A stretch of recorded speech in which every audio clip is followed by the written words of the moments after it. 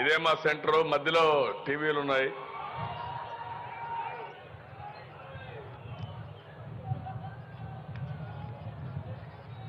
ఏం తమ్ముళ్ళు హుషారుగా ఉన్నారా?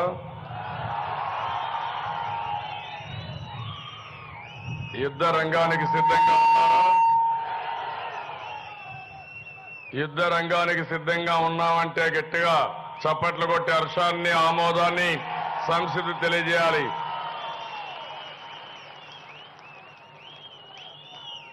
ఇంకొకసారి అడుగుతున్నా, మామూలు కొట్టారు. నెల్లూరులో మీరు చేసే ఈ శబ్దం రాష్ట్రం మొత్తం వినపడాలి. వైఎస్ఆర్ కాంగ్రెస్ నాయకుల గుండెల్లో రైళ్లు పరిగెత్తించాలి.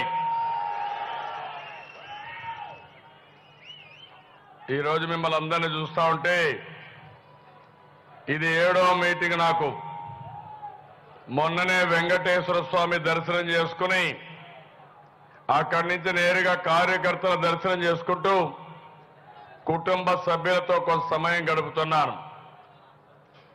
నాకు ఒకటే అనిపించింది, ఎన్నికలకు ముందు పోయే మునుపు కుటుంబ సభ్యుల్ని సమాయత్తం చేయాలి. అందుకే ఈరోజు మీరు చూస్తే తిరుపతిలో కార్యకర్తల మీటింగ్ పెట్టుకుని ఇంకో పక్కన శ్రీకాకుళం నుంచి ప్రారంభించాను. నిన్న 4 చేశాను, 6 అయినాయి. ఈరోజు మళ్ళీ 4 మీటింగులు చేస్తున్నాం. ఈరోజు 4 చేస్తున్నాం, రేపు ఒక 3 చేస్తున్నాం. మొత్తం 13 జిల్లాలు చేసిన తర్వాత ప్రజల ఆశీస్సుల కోసం ప్రజల దగ్గరికి వెళ్తున్నాం. మేము మీతో ఎవ్రీడే నేను మాట్లాడుతున్నాం. ఈరోజు కూడా మిషన్ 150+ కింద ఉదయం టెలికాన్ఫరెన్స్ తీసుకుందాను. 10వ కాన్ఫరెన్స్ అది. అంత మునుపు దగ్గర 53 టెలికాన్ఫరెన్స్ లో మీ అందరితో మాట్లాడుతున్నా. నా వాయిస్ మీరు వింటూనే ఉన్నారు. మీ యొక్క అనుభవాలను నాకు చెప్తున్నారు. ఈ రోజు నేను ఇక్కడికి వచ్చింది నేరుగా నా కుటుంబ సభ్యులతో కలిసి ముఖాముఖి మిమ్మల్ని మాట్లాడి రేపు జరిగే ఎన్నికలకు మిమ్మల్ని సంసిద్ధం చేయాలనే ఉద్దేశంతో నేను ఇక్కడికి వచ్చాను. అలెగ్జాండర్ ఒక మాట చెప్తాడు, ప్రపంచమంతా జయిస్తాడు అలెగ్జాండర్. మీ విజయానికి రహస్యం ఏంటంటే, నాకు 10 లక్షల మంది సురక్షితులైన సైన్యం ఉన్నారు. ప్రతి ఒక్క సైనికుడు ఒక అలెగ్జాండర్గా భావిస్తారు. ఎన్నిసార్లైనా సరే ప్రపంచాన్ని జయించే శక్తి ఈ అలెగ్జాండర్ సైన్యానికి ఉందని చాలా గర్వంగా చెప్తాడు. నేను అడుగుతున్నా, ఈరోజు తెలుగుదేశం పార్టీ కార్యకర్తలు 65 లక్షల మంది సైనికులుండే ఏకైక పార్టీ తెలుగుదేశం పార్టీ. అవునా కాదా అని మిమ్మల్ని అడుగుతున్న తమ్ముళ్ళు. ఎవరికైనా ఇంత పెద్ద ఎత్తున కార్యకర్తలు ఉన్నారా? ఎవ్వరికీ లేరు. కార్యకర్తల పార్టీ తెలుగుదేశం పార్టీ. దొంగతనాలు చేసే పార్టీ వైఎస్ఆర్ కాంగ్రెస్ పార్టీ, కోడి కత్తి పార్టీ. ఎందుకు నేను ఈ మాట అంటున్నానంటే, మన కార్యకర్తల డేటా కూడా దొంగిలించి, సేవామిత్ర డేటా వాళ్ళు దొంగిలించి తద్వారా రాజకీయ లబ్ధి పొందాలని వాళ్ళు ఆలోచిస్తున్నారు. ఇంకో పక్క ఒక పటిష్టమైన ఆర్గనైజేషన్ మంది సేవామిత్ర 100 మందికి ఒకరు, booth committee convener, area committee కోఆర్డినేటర్లని, పంచాయతీ మండల కమిటీలు అన్నీ వేసుకున్నాం. ఈరోజు మనందరం కూడా ఒక సమర్థవంతమైన నాయకత్వాన్ని తయారు చేయాలనుకుంటున్నాం.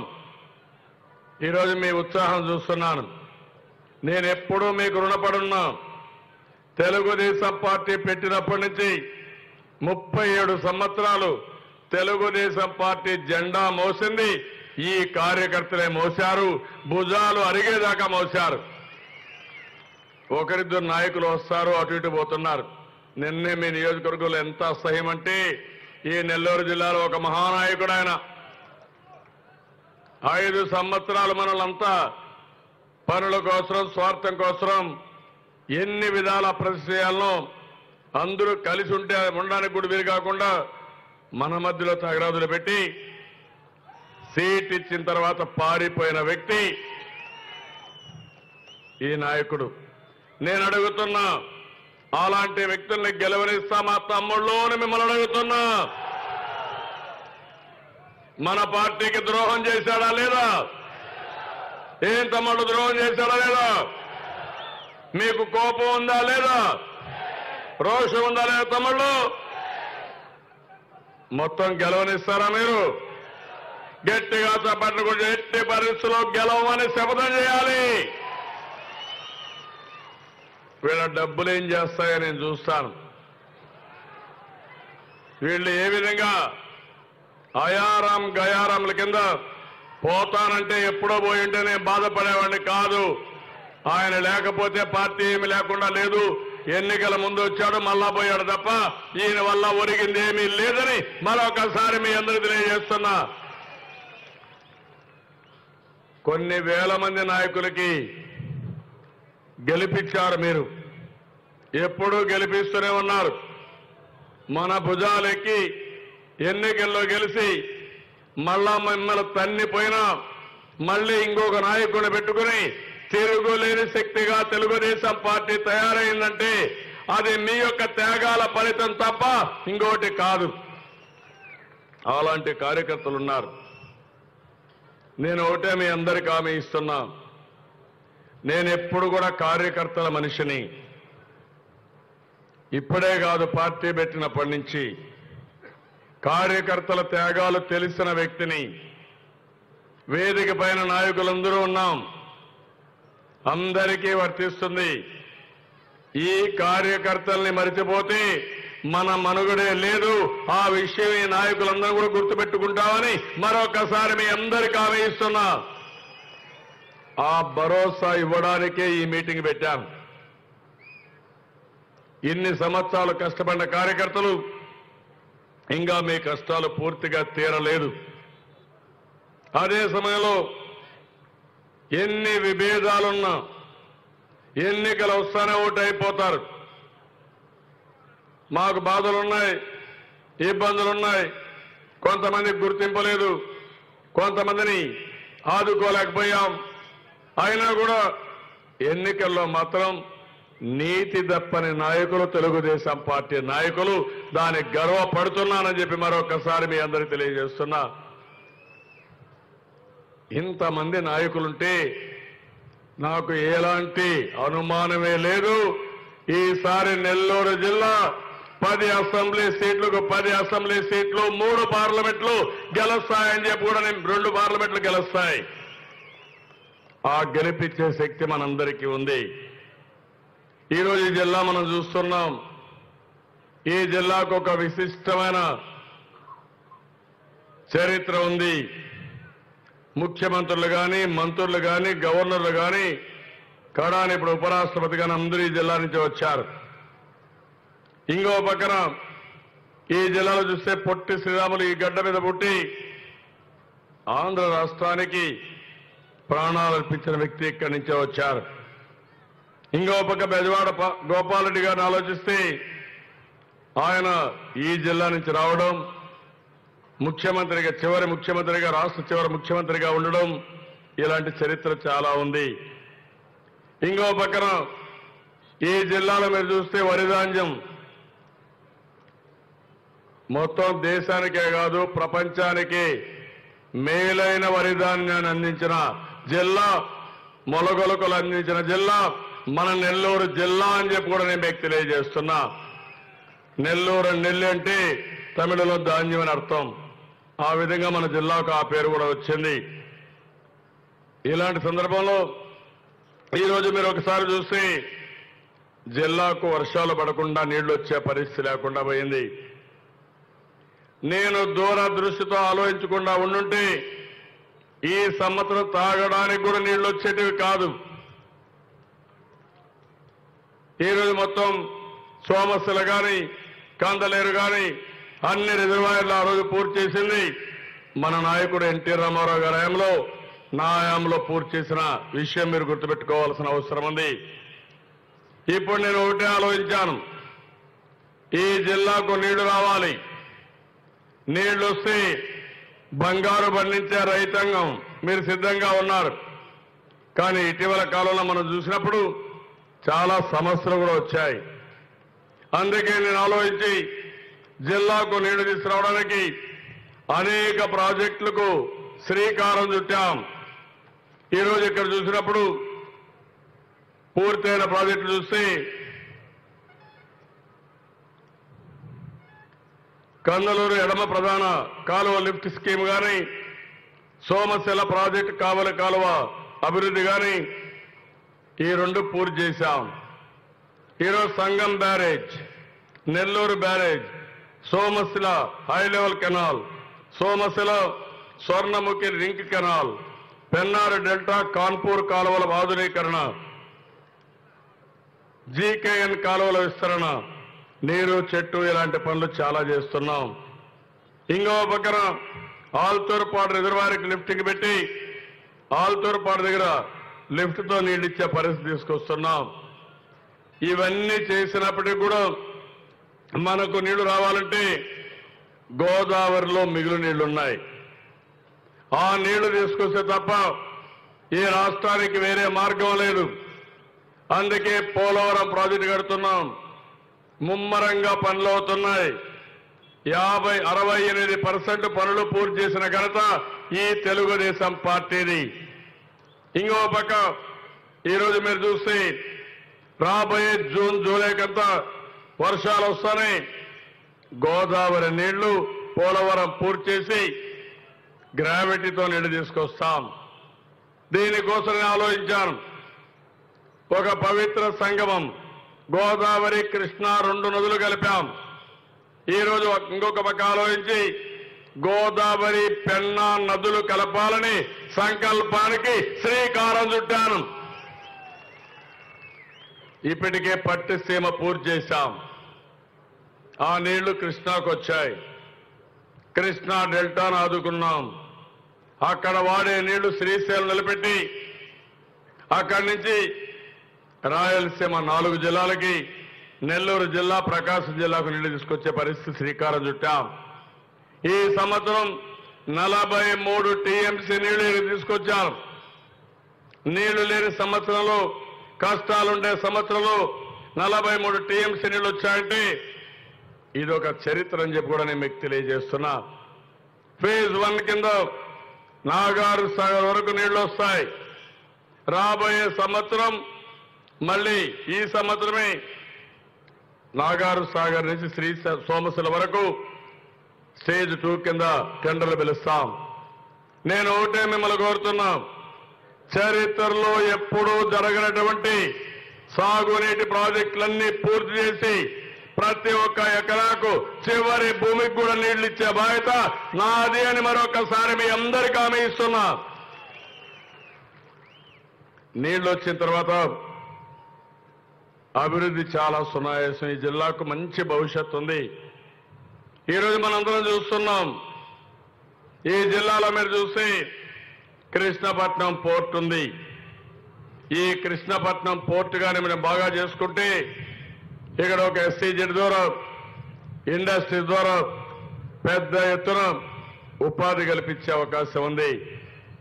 నీళ్లున్నాయి, పోర్ట్ ఉంది, కరెంట్ ఉంది, నేషనల్ హైవే ఉంది, ఇంకో పక్కన రైల్వే బ్రాడ్ గేజ్ ఉంది, ఇంకో పక్కన ఎయిర్పోర్ట్. లేకపోతే ఎయిర్పోర్ట్ కూడా నెల్లూరులో శ్రీకారం చుట్టామంటే అది తెలుగుదేశం పార్టీ చూపించే చొరవ, దూరదృష్టి కూడా. ఇవన్నీ వచ్చిన తర్వాత జిల్లాని ఏ విధంగా అభివృద్ధి చేయాలో మనం అభివృద్ధి చేసే పరిస్థితికి వస్తాం.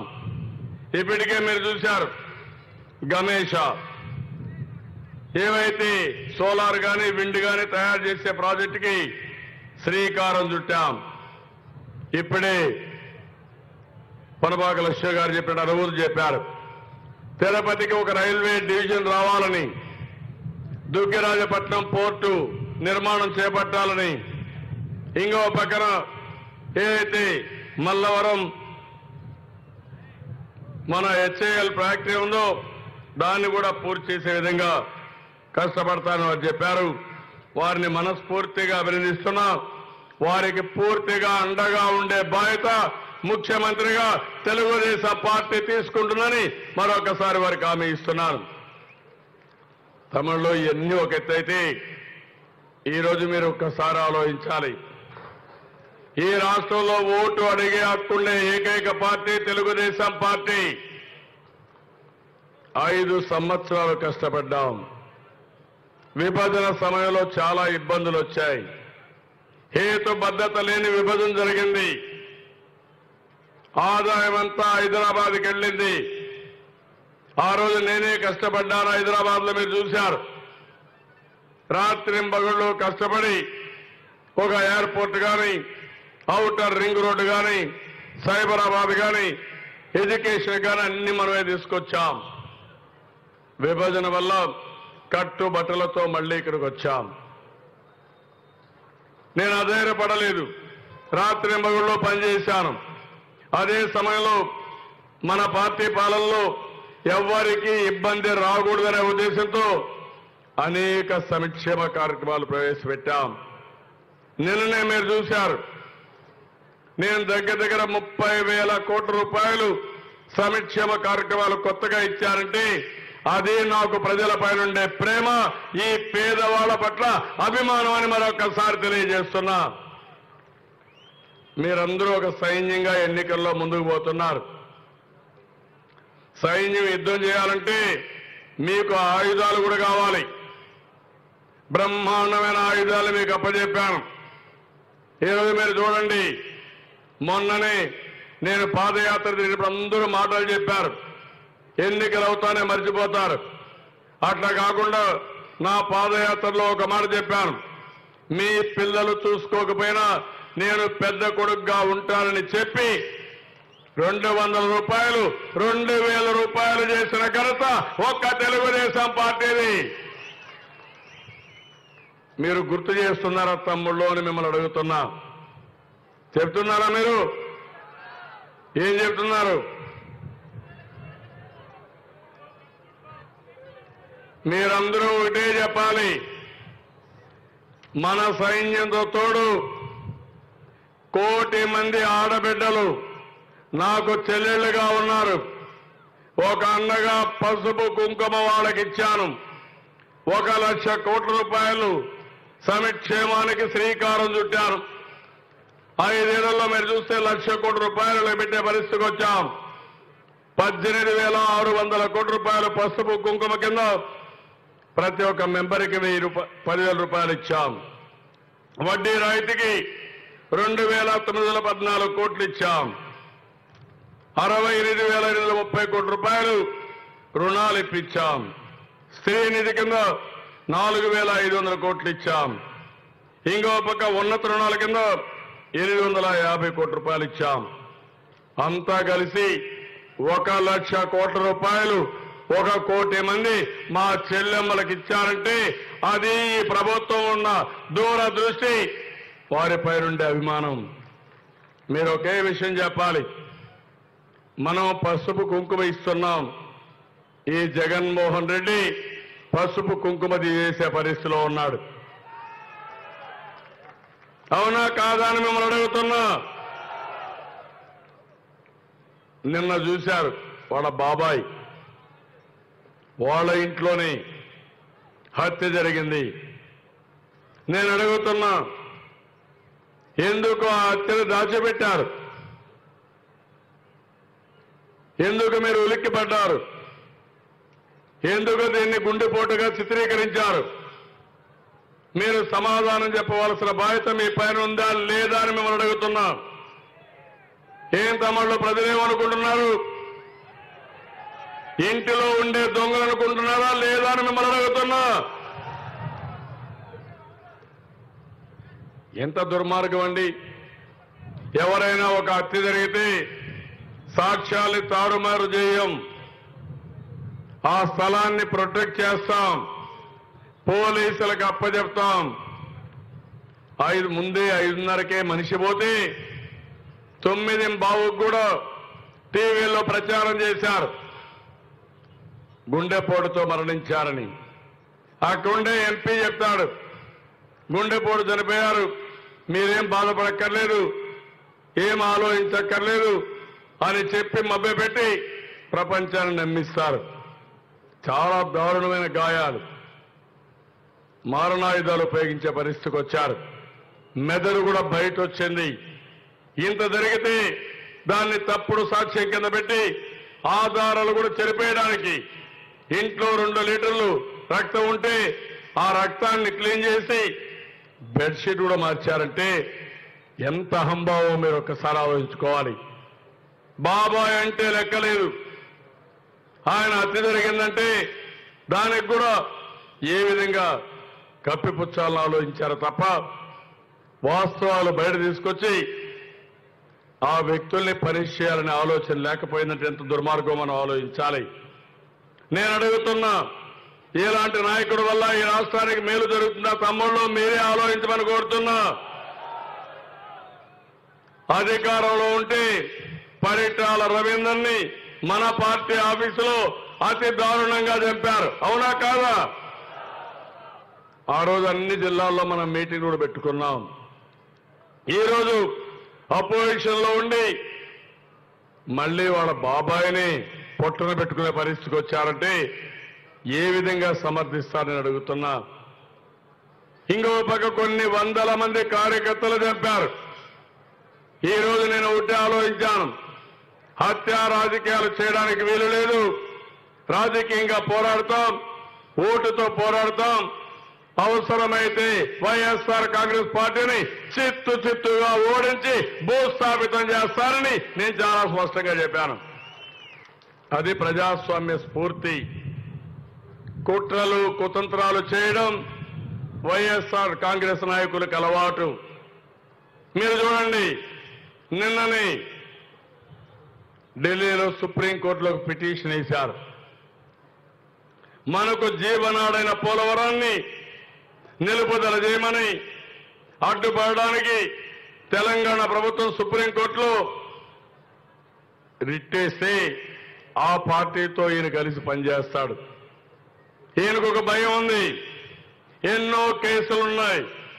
అందులో ఒక కేసు మీరు చూస్తే ఏదైతే ఈడీ సిబిఐకి రాశారు, హిందూయా దగ్గర 100 ఎకరాలు వీళ్ళ తండ్రి ముఖ్యమంత్రిగా ఉన్నప్పుడు పర్మిషన్ ఇవ్వడానికి 11 ఎకరాలు తీసుకోవడానికి సిద్ధపడ్డారు లంచంగా. హిందూయానే డబ్బులు ఇచ్చి షెల్ కంపెనీలు పెట్టి మళ్ళా వీళ్ళ కంపెనీ తీసుకొచ్చి ఆ డబ్బులు మళ్ళా హిందూయా పంపించి 11 ఎకరాలు భూమి తీసుకున్నారు. ఈడీ చెప్పారు అవినీతి జరిగింది, చాలా కేసులు ప్రూవ్ చేయలేదు, ఇందులో సాక్ష్యాలున్నాయి, యాక్షన్ తీసుకోమని చెప్పి సిబిఐకి రాస్తే ఢిల్లీలో ఒక పెద్ద కాపలాదారుడు ఉన్నాడు, నరేంద్ర మోడీ, అవునా కాదా తమ్ముళ్ళు? ఆ కాపలాదారుడు దొంగలకి కాపలా కాస్తాడు తప్ప మంచి వాళ్లకు మాత్రం న్యాయం చేసే పరిస్థితులు లేడని మరొక్కసారి మీకు తెలియజేస్తున్నా. పేరుకు మాత్రం కాపలాదారుడు, తాళం ఉంది కాబట్టి దొంగలందరినీ లోపల పంపించి దోచుకొని పోతుంటే ఈయన సహకరించే పరిస్థితిలో ఉన్నాడు తప్ప ఏ ఒక్కరిని పట్టించుకునే పరిస్థితిలో నరేంద్ర మోడీ లేడు. అందుకనే ఈయన కాపాడాడు. ఈరోజు A1, A2 11 కేసుల్లో ఉంటే ప్రధానమంత్రి కార్యాలయంలో వీళ్ళు తిరిగి లాబీలు చేస్తున్నారంటే ఏం చెప్పాలని అడుగుతున్నా. నిన్న మొన్న మాట్లాడాడు కేసీఆర్ అంటున్నాడు నన్ను గురించి. తమ్ముళ్ళు చూశారా? కేసీఆర్ ఎక్కడున్నాడు తమ్ముళ్ళు? మీకు అందరికీ ఐడియా ఉంది కదా. ఒకప్పుడు మీ మారిగానే, మీ ముందర మారిగానే ఇది మరి పైన కూర్చున్నారా లేదా కేసీఆర్? ఆకాశం నుంచి ఊడిపడ్డాడా ఈ కేసీఆర్ అని మిమ్మల్ని అడుగుతున్నాను తమ్ముళ్ళు, మీరే చెప్పాలి. మనలో ఒకటిగా ఉన్నాడు, నా దగ్గర పనిచేశాడు. నా దగ్గర పనిచేసిన వ్యక్తి ఇప్పుడు నన్నే తిడుతున్నాడంటే ఏం చెప్పాలో నాకైతే అర్థం కావడం లేదు. అందుకే నేను చెప్పా, కేసీఆర్ ఏదైనా ఉంటే మర్యాదగా ఉందాం. నేను అభివృద్ధి చేశాను. నేను హైదరాబాద్ని అభివృద్ధి చేసి కొన్ని కారణాల వల్ల ఆ ఆస్తులు మీకు వచ్చాయి. ఈరోజు 60 సంవత్సరాల కష్టార్జితం పోయింది. మళ్ళీ కట్టుబట్టలతో వచ్చాం. కష్టాల నుంచి ప్రారంభించాం జీవితాన్ని. నేను ఆ రోజు ఒక మాట ఇచ్చాను. నా మీద ఒక నమ్మకం పెట్టుకున్నారు. ఎట్టి పరిస్థితుల్లో రాత్రింబగుళ్ళు పనిచేస్తా, మీకెవ్వరికి కష్టాలు రాని చెప్పి రాత్రింబగుళ్ళు పనిచేసింది తెలుగుదేశం పార్టీ. ఈరోజు ధనిక రాష్ట్రం తెలంగాణ. అక్కడ కంటే సంక్షేమ కార్యక్రమాలు, అభివృద్ధి కార్యక్రమాలు మిన్నగా చేశాం. ఈరోజు 1-2 కాదు. మీరు చూస్తే ఎన్టీఆర్ భరోసా కింద పింఛను కానీ, అదే మాదిరిగా పసుపు కుంకుమ 2 విడతలు ఇవ్వడం కానీ, డాక్రా సంఘాలకు 1 లక్ష కోట్ల రూపాయలు ఖర్చు పెట్టడం, అన్నదాత సుఖీభవ కింద తెలంగాణ 1 లక్ష రూపాయలు ఆ రోజు రుణమాఫీ చేసి మనం 1,50,000 రూపాయలు చేశాం. కేంద్రం 6,000 రూపాయలు రైతుకి ఇస్తే 2 హెక్టార్లకే పరిమితం చేసి కాదు అని అదనంగా 9,000 రూపాయలు ఇచ్చి అందరి రైతులకి 10,000 రూపాయల చొప్పున ఆర్థిక సహాయం చేస్తున్నాం. కడాన కౌలుదారులకు మేము ఇవ్వని కేంద్రం తెలంగాణ ప్రభుత్వం చేతులు తీసి నేను ఒకటే చెప్పాను, కౌలుదారులకు కూడా పెట్టుబడి నిధి కింద డబ్బులు ఇస్తామని చెప్పిన ఏకైక ప్రభుత్వం మన ప్రభుత్వం అని చెప్పి కూడా నేను మీకు తెలియజేస్తున్నా. అదే మరిగా ఈరోజు డ్రైవర్లకి మనం పెద్ద ఎత్తున మోటార్ వెహికల్ ట్యాక్సేషన్ తీసేశాం.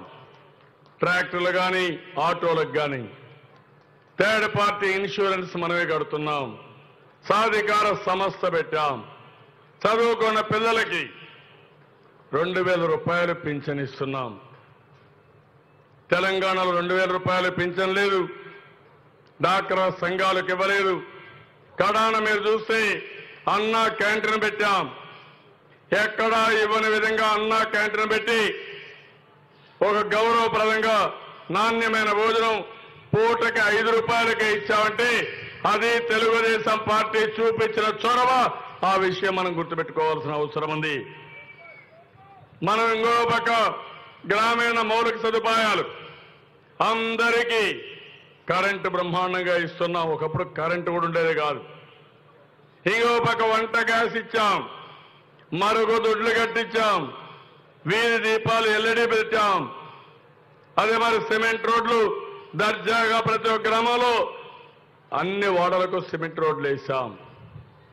ఇంకో పక్క తాగేదానికి నీటి సమస్యలు కూడా పరిష్కారం చేస్తున్నాం. ఇలాంటి సమస్యలపైన పోరాడకుండా రాజకీయాల్లో కుట్రలు కుతంత్రాలు చేస్తూ ఇప్పుడు మన మీద పడాలని చూస్తున్నాడు. తెలంగాణలో ఏం జరిగింది తమ్ముళ్ళు, అందరినీ మన వాళ్ళు తీసుకున్నారు. కాంగ్రెస్ నాయకులు తీసుకున్నారు. ఇప్పుడు అక్కడ ఆయనకు అడ్డం లేరని ఆంధ్ర రాష్ట్రం మీద పడ్డారు.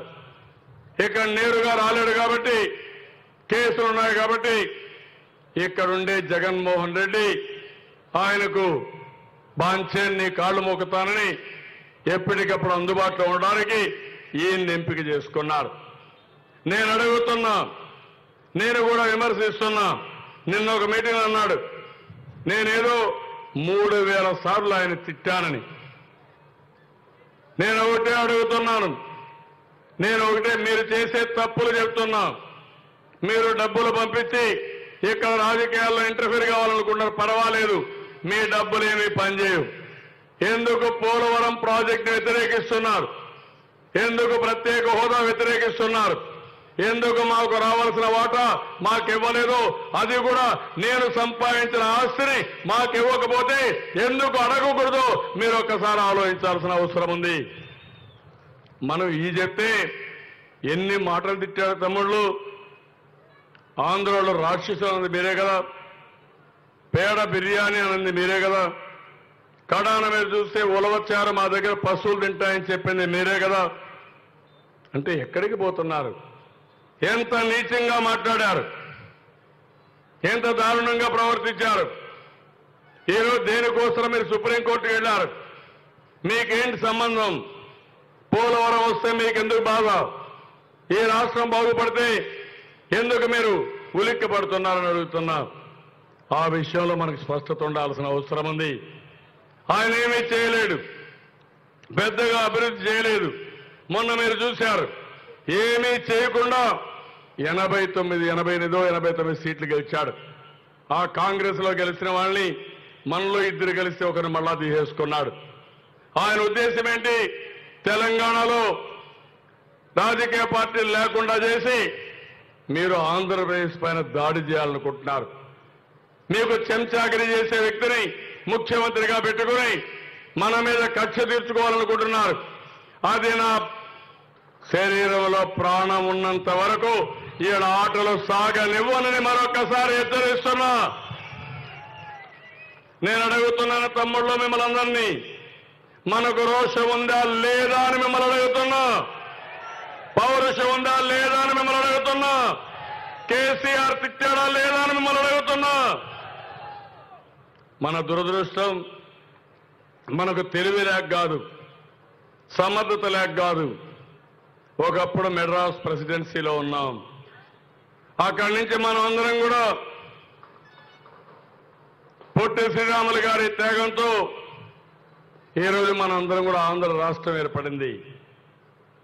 ఆ తర్వాత మీరు చూస్తే 3 సంవత్సరాల్లో తెలుగు మాట్లాడే వాళ్ళందరూ ఒకే ప్లేస్ లో ఉండాలని హైదరాబాద్ కేంద్రంగా అందరం వెళ్ళాం. అక్కడి నుంచి 60 సంవత్సరాలు కష్టపడితే మళ్ళీ మనం ఇక్కడికి వచ్చాం. కట్టుబట్టలతో వచ్చాం. హైదరాబాద్ డెవలప్ చేసి చెన్నై అభివృద్ధి కోసం ఆ రోజు పనిచేశాం. హైదరాబాద్ అభివృద్ధి కోసం 60 ఏళ్లు పనిచేశాం. ఇప్పుడు మన గడ్డ అభివృద్ధి కోసం మనం పనిచేసే పరిస్థితికి వచ్చింది.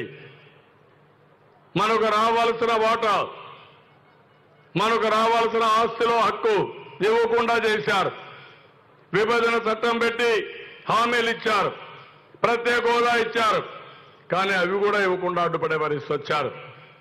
నేను ఒకటి హామీ ఇస్తున్నా, 25 సీట్లకు 25 సీట్లు గెలిపించండి.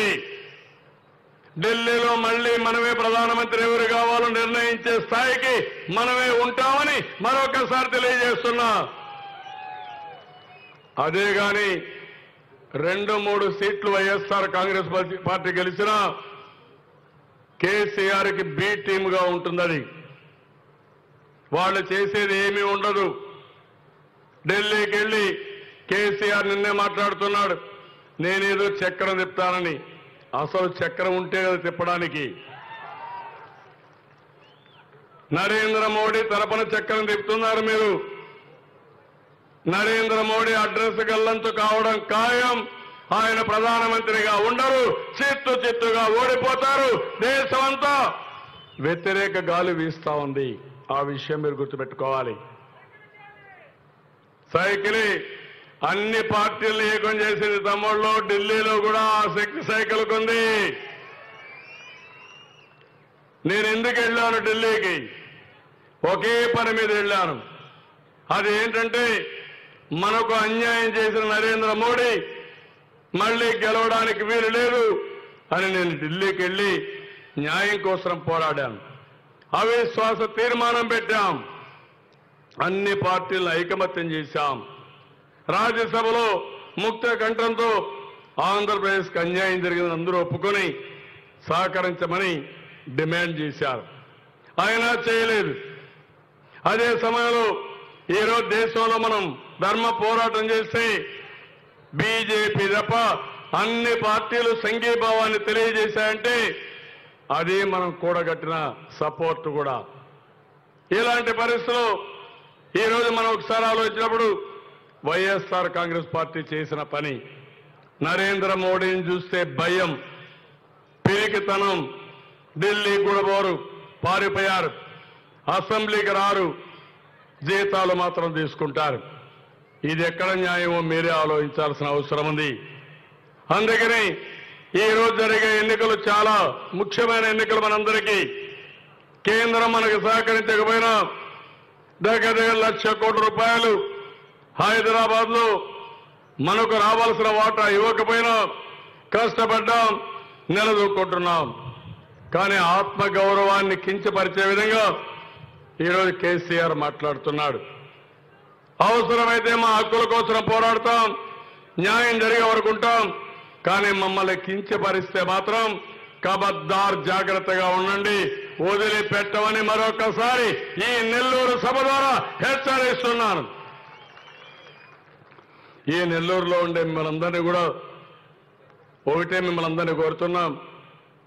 ఈరోజు మన పార్టీని చూస్తున్నారు. ఒక పక్క చంద్రమోహన్ రెడ్డి గారు రూరల్లో పోటీ చేస్తున్నారు, సర్వేపల్లిలో పోటీ చేస్తున్నాడు.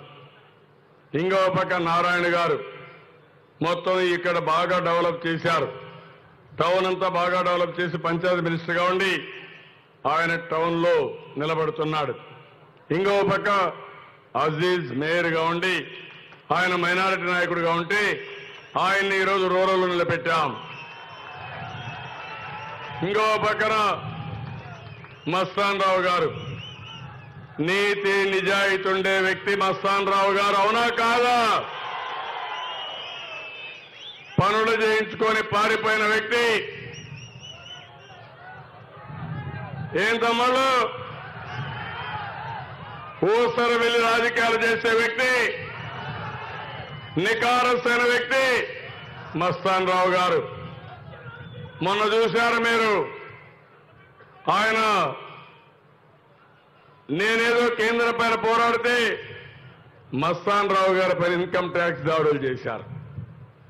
కానీ నీతుండే మస్తాన్ రావు గారు అయినా పర్వాలేదు, పార్టీ ఏం చెప్తే పార్టీ కోసం త్యాగం చేస్తాను తప్ప ఎన్నికపోనని నిలబడిన వ్యక్తి మస్తాన్ రావు గారు. ఎంత తేడా ఉంది తమ్ముళ్ళు. నేను ఒక మాట అడిగాను మస్తాన్ రావు గారిని, సామాజిక న్యాయం కోసం మీరు వీలైతే నెల్లూరు పార్లమెంట్ పోటీ చేయమని అడిగితే ఒక్క మాట కూడా చెప్పకుండా మీరు ఏం చెప్తే అది చేస్తారని చెప్పిన వ్యక్తి ఈ మస్తాన్ రావు గారు అని చెప్పి కూడా నేను మీకు తెలియజేస్తున్నా. కడాన ఆ ప్రభాకర్ రెడ్డి చూస్తే నాకే అసహ్యం వేసే విధంగా సీట్ ఇచ్చిన తర్వాత పార్టీ పారిపోయిన వ్యక్తి, ఒక్క మాట కూడా చెప్పకుండా పోయిన వ్యక్తి ఈ ప్రభాకర్ రెడ్డి అని చెప్పి కూడా నేను మీకు తెలియజేస్తున్నా. ఇంకొక ఆయన చూశాను, మాగంటూ కూడా ఆ కులానికే చెడ్డ పేరు తెచ్చాడు. ఆయన మచ్చ తీసుకొచ్చాడు, భయపడిపోయాడు. నాకు వచ్చి చెప్పాడు భయపడుతున్నానని చెప్పాడు. భయం దేనికని అడుగుతున్నా, మస్తాన్ రావుకి లేని భయం మీకు వచ్చిందా అని అడుగుతున్నా. వీళ్ళు నాయకులు, వీళ్ళు అవకాశవాదులు, వీళ్ళ స్వార్థం కోసం మారుతారు. నేను ఒకటే చెప్తున్నా, నేను వాళ్ళ గురించి విమర్శించను కానీ పార్టీకి అన్యాయం చేసినప్పుడు, పార్టీని గెలిపించుకోవాలనుకున్నప్పుడు ఎవరైనా సరే చిత్తుగా ఓడించి గుణపాఠం చెప్తామని మరొకసారి మీ అందరినీ కోరుతున్నా. ఈ నలుగురిని మీరు చూశారు, నలుగురి కాంబినేషన్ కూడా చూశారు. ఈ నాలుగు కూడా ఈ ప్రాంతం అంతా సర్వేపల్లి కానీ, రూరల్ కానీ, ఇంకో పక్క అర్బన్ కానీ, ఈ మూడు కూడా ఒక మెగా సిటీగా తయారవుతుంది. నెల్లూరు ఒక మెగా సిటీగా తయారవుతుంది. పోర్టు ముందు, పోర్టు వెనుక నెల్లూరుని మీరే చూశారు. ఇప్పుడు ఇంటర్నేషనల్ ఎయిర్పోర్ట్ కూడా వస్తుంది. ఇవన్నీ వస్తే బ్రహ్మాండమైనటువంటి ప్రగతికి ఇది నాంది పలికే పరిస్థితి వస్తుంది. ఈరోజు ఇక్కడ చూస్తే అనేక కార్యక్రమాలు, ఇండ్లు మీరు చూస్తే దగ్గర 2,866 కోట్లు, నెంబర్ చూస్తే 48,000 ఇండ్లు కడుతున్నాం ఒక్క టౌన్లో మాత్రం. ఇంకో పక్కన ఎల్ఈడి బల్బులు అయితే మార్కెట్ శ్మశానాల కోసం 7.5 కోట్ల రూపాయలు ఖర్చు పెట్టారు. అండర్ గ్రౌండ్ డ్రైనేజీకి 581 crores, త్రాగునీటికి 557 కోట్లు, డ్రైన్లు పార్కులకు 138 కోట్లు, ఎన్టీఆర్ మినరల్ వాటర్ ప్లాంట్కి 69 కోట్లు, నెక్లెస్ రోడ్డు ఇవన్నీ తయారు చేశారు. మరుగుదొడ్ల కోసం 30 కోట్లు, రంగనాయకుల ఘాటు కాలువలపై బ్రిడ్జి 40 కోట్లు, అన్నా క్యాంటీన్ పారిశుద్ధ్య యంత్రాలకు 16 కోట్లు, బారాషాహి దర్గా షాదీ మంజిల్ వీటికి ఒక 28 కోట్లు, కాపు బీసీ జగజీవన్ రామ్ భవన్ ఎన్నిటికి ఒక 20 కోట్లు. మొత్తం మీరు చూస్తే దగ్గర సంక్షేమ కార్యక్రమాలు కాకుండా దీనికి 5,263 కోట్ల రూపాయలు గడిచిన 5 సంవత్సరాల్లో ఒక్క నెల్లూరు టౌన్ లో రూరల్ అండ్ అర్బన్లో ఖర్చు పెట్టామంటే అదే తెలుగుదేశం పార్టీ చూపించిన స్ఫూర్తి. జిల్లాలో అన్ని పనులు చేశాం, ఒకటి రెండు పనులు కాదు. ఇక్కడిని దళిత తేజం ఇక్కడనే పెట్టాం. ఆ తర్వాత నేను ఇక్కడ ఉన్నప్పుడే 2,000 రూపాయల పింఛను కూడా ఇక్కడి నుంచే అనౌన్స్ చేశాను. ఇది ఒక తృప్తి. ఈ రోజు ఇలాంటి కార్యక్రమాలు చేసినప్పుడు ఇక్కడికి వచ్చినప్పుడు మీరు చూస్తే ఒక సమర్థవంతమైన నాయకత్వం. పనబాక లక్ష్మి గారు, కృష్ణయ్య గారు మన పార్టీలో చేరారు. వారిని సాదరంగా పార్టీలోకి ఆహ్వానిస్తున్నానని చెప్పి కూడా నేను మీకు తెలియజేస్తున్నా. ఒక అనుభవం ఉండే వ్యక్తులు, పార్టీ పట్ల ప్రజల పట్ల విశ్వాసం ఉండే వ్యక్తులు, సేవాభావం కలిగిన వ్యక్తులు వాళ్ళు మన పార్టీలోకి వచ్చారు.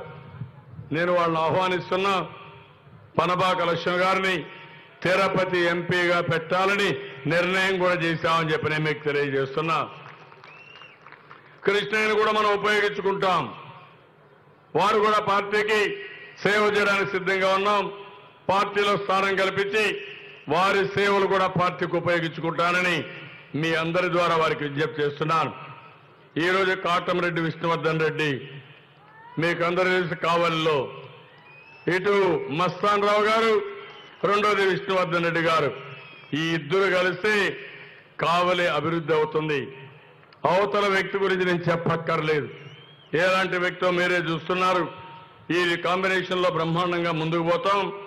ఇంకో పక్క మాజీ జిల్లా ప్రజా పరిషత్ చైర్మన్ చెంచల్ బాబు యాదవ్ గారు, అదే మరి కిషోర్ బాబు గారు, వీళ్ళందరూ కూడా వచ్చి మన పార్టీలో చేరుతున్నారు. ఇంకా చాలా మంది వెంకటగిరిలో చేరుతున్నారు. ఇలాంటివి చాలా జరుగుతున్నాయి.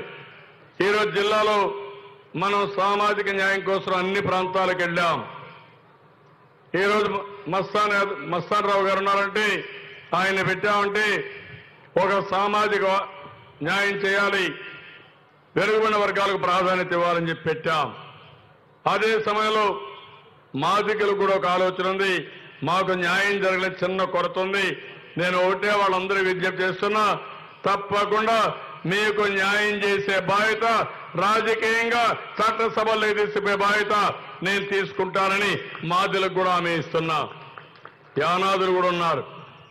ఎప్పుడు యానాదులు తెలుగుదేశం పార్టీ.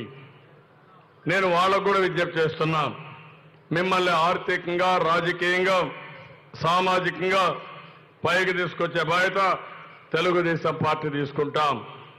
ఇక్కడ ఇంకో పక్కన చూస్తే లక్ష్మీనాయుడు గారు కానీ, రాఘవేంద్ర రెడ్డి గారు కానీ, ఇంకో పక్క పెళ్ళకూరి శ్రీనివాసరెడ్డి గారు కానీ, వీళ్ళు సీనియర్ నాయకులుగా ఉండి పార్టీ కోసం పనిచేస్తున్నారు.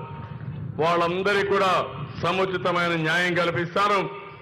ఇప్పుడు ఎవరైతే నారాయణ గారు, చంద్రమోహన్ రెడ్డి గారు మొన్నటి వరకు ఎమ్మెల్సీలుగా ఉండి ఇప్పుడు ఎమ్మెల్యేలు అవుతున్నారు. అలాంటి సమయంలో మిగిలిన వాళ్ళందరికీ గౌరవం కల్పించడం పెద్ద కష్టం కాదని చెప్పి కూడా నేను మీకు తెలియజేస్తున్నా. నేను ఈ సందర్భంగా ఇక్కడుండే కార్యకర్తలందరికీ పిలిపిస్తున్నా, రేపు జరిగే ఎన్నికలు ఒక చారిత్రక అవసరం. మనం అన్ని పనులు చేశాం.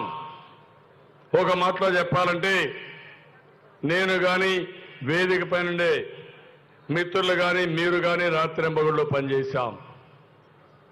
సంపద సృష్టించాం, ఆదాయాన్ని పెంచాం.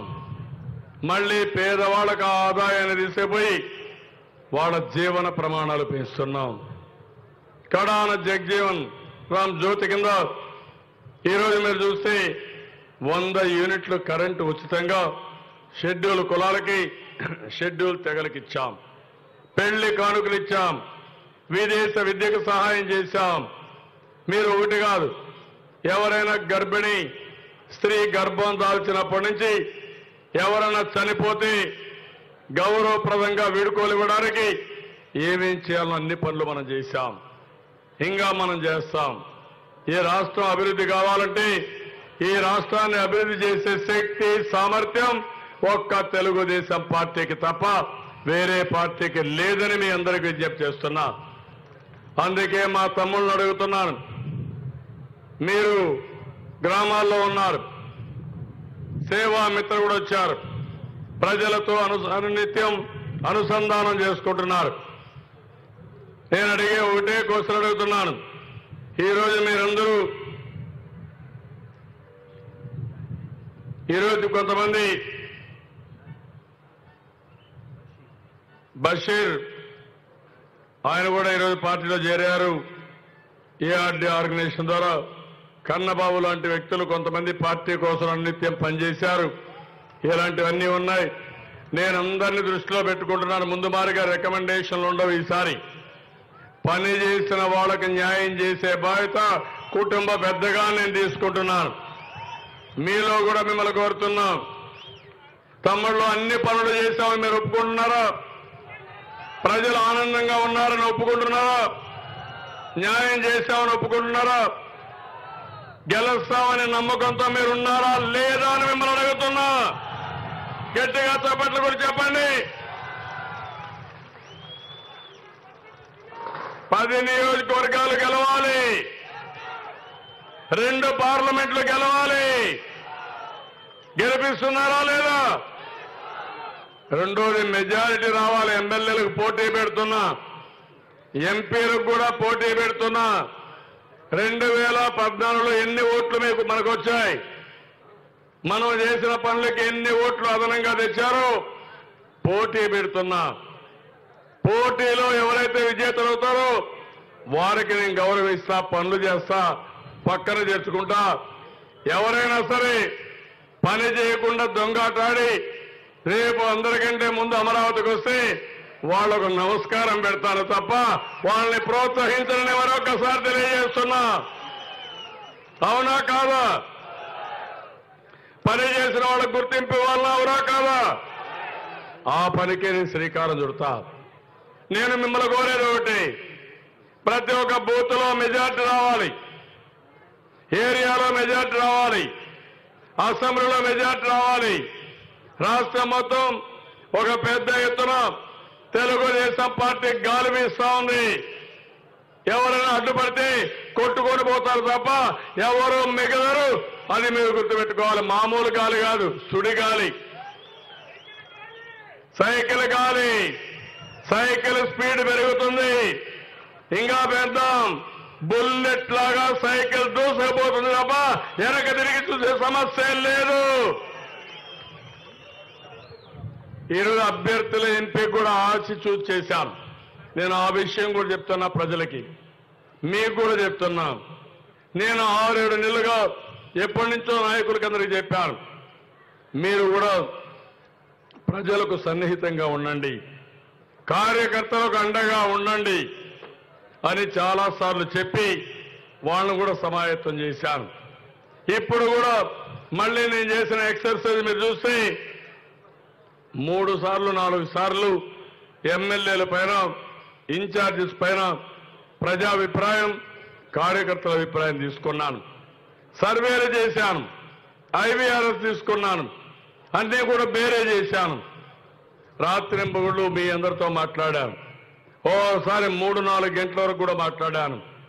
మీరిచ్చిన సమాచారం, నాకు వచ్చిన సమాచారం చూసుకుని మెరుగైన అభ్యర్థుల కోసం నేను ముందుకొచ్చాను. అదే వైఎస్ఆర్ కాంగ్రెస్ పార్టీ చూస్తున్నారు. ఎవరో బీహార్ నుంచి వచ్చాడు ఒక పీకే. అతను బీహార్లో ఒక బందుపోటు అనుకుంటాను, సైబర్ నేరాలు కూడా చేస్తున్నాడు. ఆయన తెలివితేటలు నా దగ్గర ప్రయోగించాలనుకున్నాడు. కానీ నీ బీహార్ తెలివితేటలు బీహార్లో పెట్టుకో, ఆంధ్రప్రదేశ్లో నీ ఆటలు సాగవని హెచ్చరిస్తున్నా. అందుకే మీరు చూశారు, మన డేటా దొంగిలించారు. మీకు ఫోన్లు వస్తాయి, తిట్టండి. బుద్ధి లేకుండా మా డేటా తీసుకుని మాకు ఫోన్లు చేస్తున్నారని చెప్పే పరిస్థితి రావాలి. ఫామ్ 7 ఉంది, సైబర్ నేరం కింద కేసులు బుక్ చేశాం. ఎక్కడికక్కడ మన ఓట్లు తీసేదని ప్రయత్నం చేశారు. 9 లక్షల ఓట్లు తీసేయడానికి ప్రయత్నం చేశారు. ఇప్పుడు కొత్తగా ఇంకా కొన్ని ప్రయోగాలు చేస్తున్నారు. ఫామ్ 6 కింద నేను తెలంగాణ నుంచి కేసీఆర్ పంపించాడు.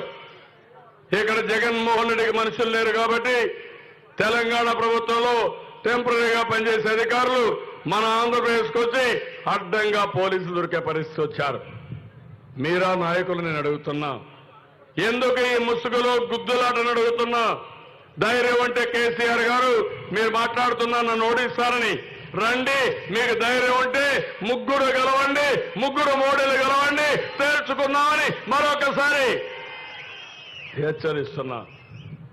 నా దగ్గర పెరిగిన వాడికి, నా దగ్గర ఉన్న వాడికి అంత రోషం ఉంటే, అంత ఛాలెంజ్ ఉంటే, తమ్ముళ్ళు నాకెంత రోషం ఉండాలని అడుగుతున్నా. అవునా కాదా? నేను కొన్ని రోజులు భరించాను, మన రాష్ట్రం కోసం భరించాను, ఒక విధంగా చెప్పాలంటే తెలుగు జాతి కోసం భరించాను. ఇప్పుడు నేను ఆలోచిస్తున్నా, మీ ఆటలు సాగవని చెప్పవలసిన సమయం వచ్చింది. మీరు ఏమీ చేయకుండా 88 సీట్లు మీరు గెలిస్తే 119కి నేను ఇన్ని పనులు, ఇన్ని కష్టాల్లో ఇన్ని పనులు చేసిన తర్వాత మనం ఎన్ని సీట్లు గెలవాలి తమ్ముళ్ళు అని మిమ్మల్ని అడుగుతున్నా. ఎన్ని గెలవాలి? 175కి ఎన్ని గెలవాలి? 150 ప్లస్ పెట్టుకున్నాం. మన సైన్యం 65 లక్షల మంది. అదే మరిగా మనకు సపోర్ట్ చేసే సైన్యం 1 కోటి మంది మా చెల్లెమ్మలు ఉన్నారు, డాక్రా సంఘాలు ఉన్నారు, 50 లక్షల మంది పింఛన్దారులు ఉన్నారు, అందులో 5 లక్షల మంది నిరుద్యోగులు ఉన్నారు, రైతులు 45 లక్షల మందికి అన్నదాత సుఖీభవ్ ఇచ్చాం, 15 లక్షల మంది డ్రైవర్లు ఉన్నారు. ఇవన్నీ కూడా మీరు ఒకసారి ఆలోచిస్తే మనం ఏమి తక్కువ చేశామని అడుగుతున్నా. ఈరోజు ఎన్టీఆర్ వైద్య సేవ కింద 5 లక్షల రూపాయలు ఇస్తున్నాం, తెలంగాణలో ఇవ్వాల. సీఎం రిలీఫ్ కింద 15 నుంచి 20 లక్షలు ఇచ్చాం. అది మనం చూపించిన చొరవ, మనం ప్రజలు కాపాడిన విధానం. అందుకే మిమ్మల్ని అందరినీ మళ్లీ కోరుతున్నా, అభ్యర్థుల ఎంపిక పర్ఫెక్ట్ గా జరిగింది. అక్కడక్కడ నేను రాజీ పడ్డానంటే కూడా అక్కడుండే అభ్యర్థుల్లో గెలుపు గుర్రాలు ఎవరున్నారు వాళ్ళకి ఇవ్వడానికి కొంత రాజీ పడ్డారు తప్ప ఇంకోటి కాదని చెప్పి కూడా నేను మీకు తెలియజేస్తున్నా. ఉండే అభ్యర్థుల్లో మన పార్టీలందరినీ కూడా ఒక పద్ధతి ప్రకారం పెట్టాం. ఇంకో పక్క నేను ఒకటే మీకు హామీ ఇస్తున్నాను, ప్రజలకు కూడా హామీ ఇస్తున్నాను, ఎక్కువ సీట్లు గెలిపించండి, అబ్సల్యూట్ మెజార్టీతో గెలిపించండి. అప్పుడు ఇలాంటి కుట్రలు కుతంత్రాలు కూడా ఏమీ ఉండవు. ఈ రాష్ట్రంలో అభివృద్ధి పైన, సంక్షేమం పైన ఎక్కువ మనందరం శ్రద్ధ పెట్టే పరిస్థితి వస్తుంది. దీనికి ప్రజలందరూ కూడా పూర్తిగా సహకరిస్తారు. మీరు కూడా గట్టిగా ప్రయత్నం చేయాల్సిన అవసరం ఉంది. ఈ రోజు మీరందరూ కూడా ఇక్కడ చూస్తే చాలా మంది రూరల్ నియోజకవర్గంలో ఆనం జయకుమార్ రెడ్డి గాని, ఆనం రమణ గారు, వెంకటస్వామి నాయుడు గారు, కమలాకర్ రెడ్డి, వేమిరెడ్డి అశోక్ రెడ్డి, హరిబాబు యాదవ్, మాగుంట వెంకటనారాయణ రెడ్డి, జెడ్ఎస్ శివప్రసాద్, వీళ్ళందరూ కూడా ఇక్కడ ఉన్నారు. నేను అందరి పేర్లు ఇక్కడ చెప్పలేం కానీ ఇంకా చాలా మంది ఉన్నారు. విజయం కోసం పనిచేయాలి, రూరల్ గెలవాలి. ఈ నలుగురు నాయకులు ఇక్కడ ఓటైతే ఈ సిటీ సరౌండింగ్ లో 1 సైడ్ ఎలక్షన్ ఉండాలి. అవతల అభ్యర్థులు చూశారు, మన చంద్రమోహన్ రెడ్డి గారి పైన పోటీ చేసే అభ్యర్థి అయితే తప్పుడు డాక్యుమెంట్లు పెట్టి అడ్డంగా దొరికిపోయాడు. ఎలక్షన్ లో దొంగ సారా కూడా తీసుకొచ్చి ఇష్టానుసారంగా చేసే పరిస్థితికి వచ్చాడు. ఇంకో పక్క ఇక్కడ రూరల్లో అభ్యర్థిని చూస్తే రౌడీజం మామూలు వసూలు చేసే పరిస్థితికి వస్తున్నారు. నేను అందుకని మిమ్మల్ని అందరూ అర్బన్ లో కూడా ఏమీ చేయలే. ఆయన వీళ్ళు ఎప్పుడు కూడా నన్ను కలవాలా, ఒక్క పని అడగల. పనులు చేసింది వేదిక పైనుండే తెలుగుదేశం పార్టీ నాయకులు చెప్తే మనం పనులు చేశాం. అలాంటి సమయంలో వీళ్ళు ఓటు అడిగే హక్కు ఎక్కడుందని అడుగుతున్నా. అందుకే మిమ్మల్ని అందరినీ మళ్ళీ ఒకసారి కోరుతున్నా, తమ్ముళ్ళు వీరోచితంగా పోరాడండి, నెల్లూరు ప్రతిష్ట పెంచండి. పోయినసారి సీట్లు గెలిపించింది 3, అయినా కూడా నేను ఇంత పెద్ద ఎత్తున అభివృద్ధికి శ్రీకారం చుట్టాను. 4,500 కోట్ల రూపాయలు ఒక్క నెల్లూరు టౌన్ లో ఖర్చు పెట్టామంటే దేనికోసమని అడుగుతున్నా. మళ్లీ ఎన్నికల్లో గెలవడానికి, మళ్లీ ప్రజలకు మేలు చేయడానికి. అలాంటి సమయంలో మీరు కూడా ప్రజలకు నచ్చ చెప్పాలి, ప్రజలు కూడా ఆలోచించాలి. పెద్ద మెజార్టీతో ప్రజలు గెలిపిస్తే ఇంకా బ్రహ్మాండమైన భవిష్యత్తు ఉంటుంది. ఇలాంటివన్నీ మీరు చేయాల్సి కోరుకుంటూ, ఇక్కడ ఎవరైతే నాయకులు ఉన్నామో నేను ఒకటే హామీ ఇస్తున్న అందరి తరపున, ఇంకా మేమందరం కూడా సమర్థవంతంగా పనిచేస్తాం. మీ అందరినీ కలుపుకొని వస్తాం, ప్రజలతో మమేకం అవుతాం. ఈ రాష్ట్రాన్ని నెంబర్ 1 రాష్ట్రంగా తయారు చేయడానికి ప్రణాళిక తయారు చేశాం. అది అమలు చేసి తెలుగుదేశం పార్టీ నిజాయితీ నిరూపించుకుంటుందని చెప్పి మరొకసారి మీ అందరికీ తెలియజేసుకుంటూ, ఈ రోజు నుంచి ఎక్కడ కూడా చిన్న భేదాభిప్రాయాలు లేకుండా, ఒకవేళ భేదాభిప్రాయాలున్నా మర్చిపోండి, మీరే అభ్యర్థులుగా ఉండండి. నేను ఎంపిక చేసిన అభ్యర్థులు వీళ్ళందరూ అన్ని పరిగణలోకి తీసుకున్నాను. భవిష్యత్తులో ఒకటే కార్యకర్తలకు హామీ ఇస్తున్నా, ప్రజలకు హామీ ఇస్తున్నా, ఎవరైనా తప్పు చేస్తే నేనే వాళ్ళు కంట్రోల్ చేస్తాను తప్ప ఎక్కడా రాజీ పడరని మరొకసారి మీ అందరికీ తెలియజేస్తున్నా. కార్యకర్తలు సరిగా గుర్తించకపోయినా, ప్రజలకు అందుబాటులో లేకపోయినా ఈ 5 సంవత్సరాలు నేను పరిగెత్తాను కానీ రాబోయే వీళ్ళ పరిగెత్తిస్తాను. ఆ పని చేస్తా.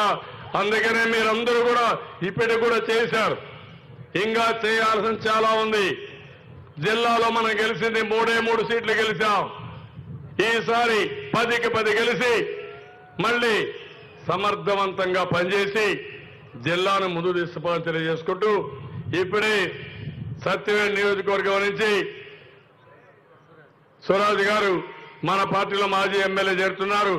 వారిని కూడా మీ అందరి తరఫున అభినందిస్తూ పార్టీలోకి స్వాగతం పలుకుతున్నా. వైఎస్ఆర్ కాంగ్రెస్ పార్టీ నుంచి మన పార్టీలోకి వస్తున్నారు. గట్టిగా చప్పట్లు కొట్టి అభినందించండి.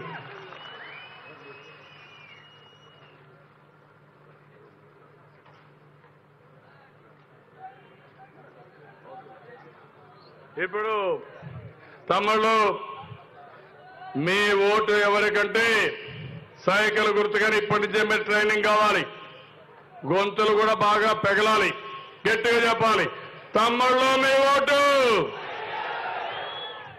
చాలా స్లోగా ఉన్నాయి. మధ్యాహ్నం అయినట్టుంది, కొంచెం గొంతులు కూడా ఎండినట్టున్నాయి. తమ్ముళ్ళు మీ ఓటు. తమ్ముళ్ళు మీ ఓటు. అమ్మలారా మీ ఓటు. అదే మరిగా తెలుగుదేశం వర్ధిల్లాలి. తెలుగుదేశం, తెలుగుదేశం, తెలుగుదేశం. ఎన్టీఆర్ అమర్ హై. ఎన్టీఆర్, ఎన్టీఆర్, ఎన్టీఆర్.